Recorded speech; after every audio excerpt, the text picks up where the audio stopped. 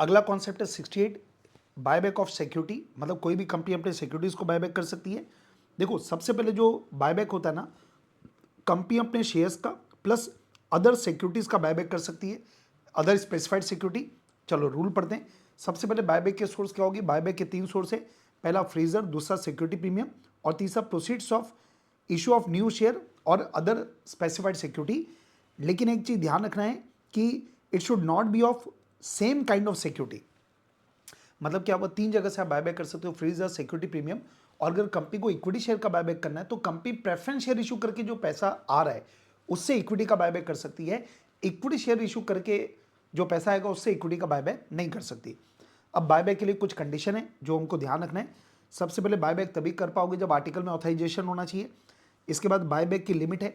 Buyback की 2 प्रकार की लिमिट है। एक है ओवरऑल लिमिट, मतलब शेयर या स्पेसिफाइड सिक्योरिटी का मैक्सिमम बायबैक होगा up to 25% of paid up capital plus freezer. तो जब भी पेड अप कैपिटल वर्ड आएगा इसका मतलब उसमें इक्विटी शेयर कैपिटल और प्रेफरेंस शेयर कैपिटल दोनों को जोड़ा जाएगा।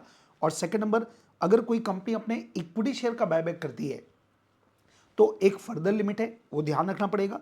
और वो फाइनेंशियल एडवाइस लिमिट है कि आपकी जो पेड अप इक्विटी कैपिटल है उसका 25% से ज्यादा का आप इक्विटी का बायबैक नहीं कर पाओगे। मतलब ओवरऑल बायबैक हो गया paid up capital plus freezer का 25%। अब जब आप इक्विटी का बायबैक करोगे तो एक फर्दर लिमिट है जो आपको ध्यान रखना है, वो है पेड अप इक्विटी कैपिटल का 25%। अब बायबैक करने के लिए रिजोल्यूशन क्या पास करना पड़ेगा? तो ये तो लिमिट है, इससे ऊपर तो कर ही नहीं पाओगे। इस लिमिट के अंदर बायबैक करने के लिए आपको रिजोल्यूशन क्या पास करना पड़ेगा? तो अगर आपका buyback paid up equity capital plus freezer, यहां पे बड़े paid up equity capital plus freezer का 10% तक है तो बीआर मतलब बोर्ड रिजोल्यूशन पास करो, और 10% से ज्यादा तो एसआर पास करो।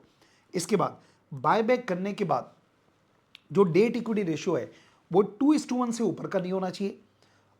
और यहां पे जो डेट वर्ड है, डेट में सिक्योर्ड अनसिक्योर्ड डेट दोनों शामिल होंगे। और इक्विटी वर्ड का मतलब है paid up capital plus freezer, ये दोनों को जोड़ देंगे। और सेंट्रल गवर्नमेंट को के पास ये पावर है कि वो कोई कंपनियों के लिए, कुछ कंपनियों के लिए हायर रेशियो भी प्रिस्क्राइब कर सकता है। मतलब नॉर्मल कंपनी के लिए हो गया 2:1, पर ध्यान रखना है कि रेशियो कब देखना है? After buyback. इसके बाद जो भी शेयर या सिक्योरिटी हम बायबैक करें it must be fully paid up, मतलब पार्टली पेड अप शेयर्स का बायबैक नहीं हो सकता। अगर लिस्टेड कंपनी तो सेबी के रेगुलेशन कंप्लाई करो, अनलिस्टेड कंपनी तो रूल्स को कंप्लाई करो। और आखिरी कंडीशन है कि जो प्रीवियस बायबैक ऑफर दिया उसके 1 साल तक अगला बायबैक नहीं हो पाएगा। मतलब 2 बायबैक के बीच में कम से कम 1 साल का गैप होना चाहिए। चलिए आगे बढ़ते हैं। तो ये कंडीशन हो गई। अब इसके बाद में है कि कंपनी जब बायबैक करने के लिए मेंबर को नोटिस देगा, और ये बात करें हम लोग एसआर, मतलब बीआर में एप्लीकेबल नहीं होगा। आपको मालूम है कि एक लिमिट के ऊपर अगर बायबैक होता है तो एसआर लगता है।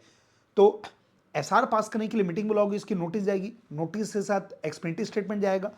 उस एक्सपेंडिचर स्टेटमेंट में कुछ बातें लिखनी पड़ेगी, जैसे मटेरियल फैक्ट, बायबैक के लिए इंपॉर्टेंट क्या क्या बातें हैं वो, बायबैक की जरूरत क्यों पड़ी, कौन से शेयर या सिक्योरिटी हम बायबैक करें उसके बारे में, कितना पैसा हम इन्वेस्ट करने वाले हैं, बायबैक में कितना पैसा कंपनी देगी, और बायबैक कंप्लीट कब होगा। ये सारी बातें आपको एक्सपेंडिचर स्टेटमेंट में लिखना पड़ेगा। इसके बाद बायबैक कंप्लीट कब तक होना चाहिए?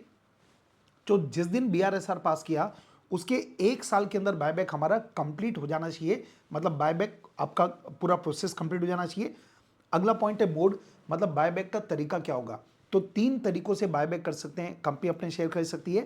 पहला, एग्जिस्टिंग शेयरहोल्डर से प्रोपोर्शनेट बेसिस पे बायबैक कर लो, सारे मेंबर को ऑफर दे दो।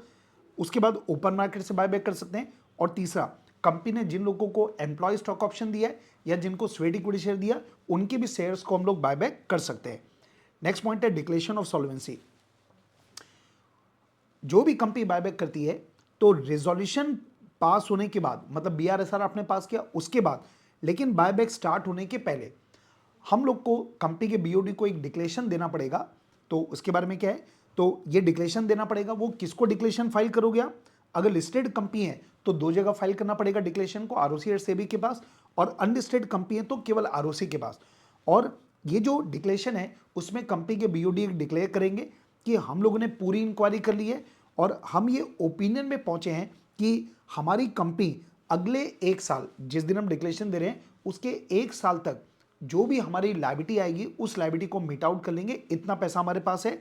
और ये जो डिक्लेरेशन ऑफ सॉल्वेंसी है वो साइन करेंगे कंपनी के कम से कम 2 डायरेक्टर और अगर कंपनी में कोई एमडी है तो उनमें से एक एमडी का साइन होना जरूरी है, कंपलसरी है।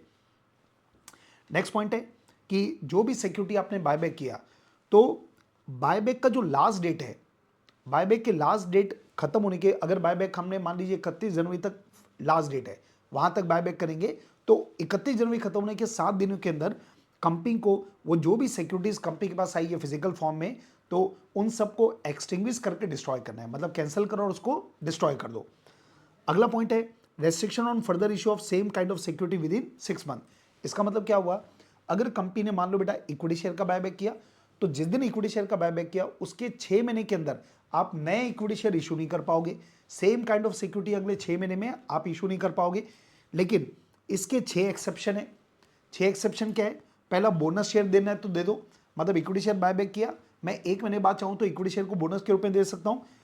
अगला पॉइंट है अगर कंपनी की कोई पुराने ऑब्लिगेशन है उनको डिस्चार्ज करने के लिए शेयर इशू करना पड़ा तो हम लोग ये शेयर इशू कर सकते हैं।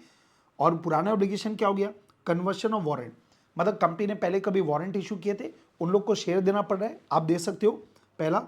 दूसरा, स्टॉक ऑप्शन टू एम्प्लॉय, हमने अपने एम्प्लॉय को स्टॉक दिया था, अब उनको शेयर देना पड़ रहा है तो दे सकते हो। तीसरा, हम स्वेट इक्विटी शेयर एम्प्लॉय को दे सकते हैं। चौथा, अगर कंपनी ने पहले कन्वर्टेबल प्रेफरेंस शेयर इशू किए थे, उनका कन्वर्शन का डेट आ गया तो उनको इक्विटी शेयर दे दो। और अगर कंपनी ने कन्वर्टेबल डिबेंचर इशू किए थे, उनको इक्विटी शेयर इशू करना है तो वो कर दो।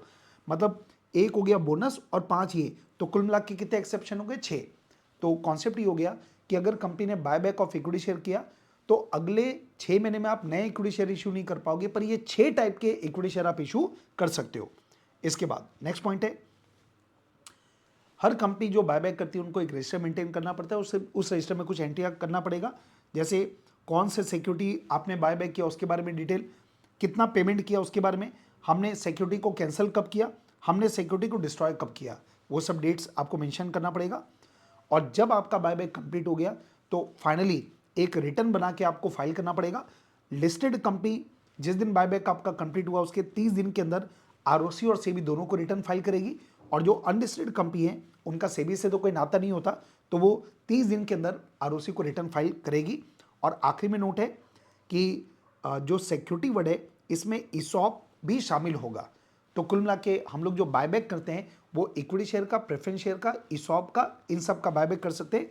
और जो फ्रीज द वर्ड यूज किया गया ना इस लॉ में, उसमें सिक्योरिटी प्रीमियम भी शामिल होगा। तो ये हो गया आपका सेक्शन नंबर 68।